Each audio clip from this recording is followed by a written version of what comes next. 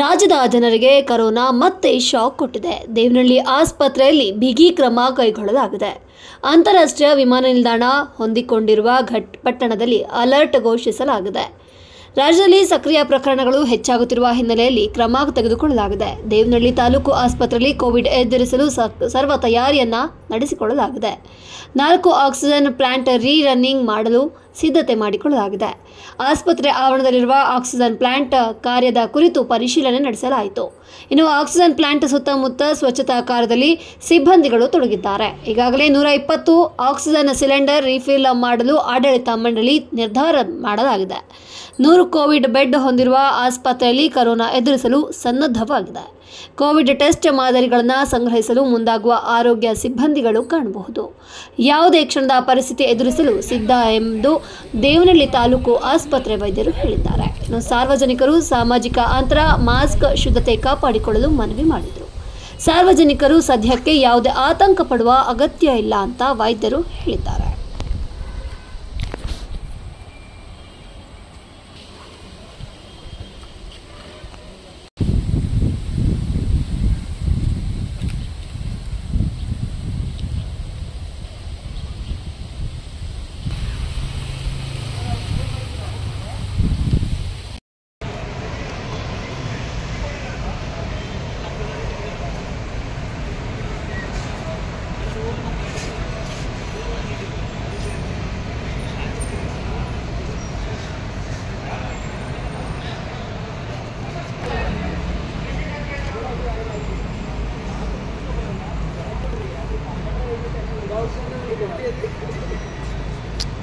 ನಾನು ತೆಗಿಯೋದೇ ತೆಗಿಬೇಡ ಬೇರೆ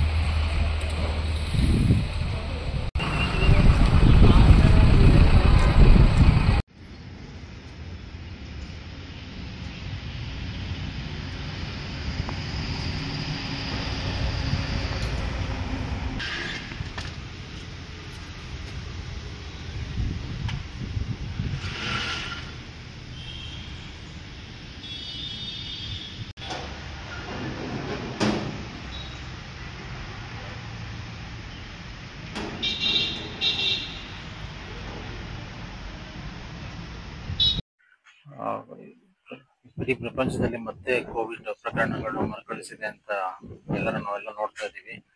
ಅದ್ರ ಸಲುವಾಗಿ ನಾವು ನಮ್ಮ ಆಸ್ಪತ್ರೆ ಸಿಬ್ಬಂದಿಯವರಿಗೆ ಎಲ್ಲರಿಗೂ ಎಚ್ಚರಿಸಿ ಸೆನ್ಸಿಟೈಸ್ ಮಾಡಿದ್ದೀವಿ.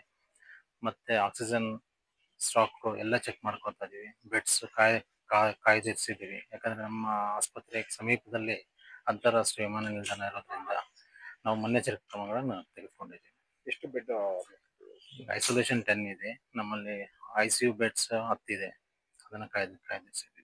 ಜನಗಳಾಗಿರ್ಬೋದು ಯಾವ ರೀತಿ ಮುನ್ನೆಚ್ಚರಿಕೆ ಕ್ರಮ ವಹಿಸ್ಬೇಕು ಸರ್ ಈಗ ರೂಪಾಂತರ ತಳಿ ವಿಚಾರವಾಗಿ? ಇದು ನಮ್ಮ ಸಾಮಾನ್ಯವಾಗಿ ಗೊತ್ತಿರೋದೆ. ಮೊದಲು ಹೇಗೆ ನಾವು ಸೋಷಿಯಲ್ ಡಿಸ್ಟೆನ್ಸ್ ಮೇಂಟೈನ್ ಮಾಡಿದ್ವಿ, ಆದಮೇಲೆ ಪರ್ಸನಲ್ ಪ್ರೊಟೆಕ್ಷನ್ ಮಾಸ್ಕ್ ಅನ್ನು ಯೂಸ್ ಮಾಡೋದು, ಮತ್ತೆ ಸ್ಯಾನಿಟೈಸರ್ ನ ಯೂಸ್ ಮಾಡೋದು ಎಲ್ರಿಗೂ ಗೊತ್ತೇ ಇರೋದು. ನಾವು ಫೇಸ್ ಮಾಡಿದ್ವಿ. ಈಗ ಅದೇ ತರ ನಾವು ಈಗ ಹಾಸ್ಪಿಟಲ್ ಕೋವಿಡ್ ಟೆಸ್ಟ್ ಇನ್ನು ನಮಗೆ ಯಾವುದೇ ಆದೇಶ ಬಂದಿಲ್ಲ. ಈಗ ಆದೇಶ ಬಂದಿದ ತಕ್ಷಣ ಶುರು ಮಾಡ್ತೀವಿ. ಸರ್ ಎಷ್ಟು ಪ್ರಮಾಣದಲ್ಲಿ ಅಟ್ ಎ ಟೈಮ್ ಎಷ್ಟು ಪ್ರಮಾಣದಲ್ಲಿ ರೋಗಿಗಳು ಬಂದ್ರೆ ಇಲ್ಲಿ ಸೌಲಭ್ಯ ಒದಗಿಸೋ ಇದಿದೆ ಸರ್? ನಮಗೆ 100 ಬೆಡ್ ಇದೆ. ನಮ್ದು ಆಕ್ಸಿಜನ್ ಲೈನ್ ವಿತ್ 100 ಕೆಪಾಸಿಟಿ ಇದೆ. Thank you.